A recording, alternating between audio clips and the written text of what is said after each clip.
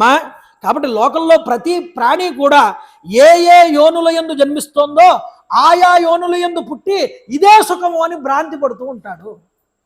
ఒక పంది ఉందండి, 10 మంది పిల్లల్ని కంటుంది, బురదలోకి వెళ్ళి దొల్లుతూ ఉంటుంది, దానికి అది సుఖం, దాని అంత అదృష్టం మరొకటి లేదనుకుంటుంది. ఆ పిల్లలన్నింటినీ దగ్గరికి తీసుకుని ఆ బురదలో ఉంటే దానికి అంత ఆనందం సంతోషం మరొకటి లేదు. దాని యోని యందు దానికి అది ఆనందం. మనుష్య యోని కింద పుట్టినప్పుడు ఈ మనుష్య యోనిలో పుట్టినటువంటి మనకి ఈ సంసారం, పిల్లలు, బంధువులు, బాంధవ్యాలు, ఈ సుఖం.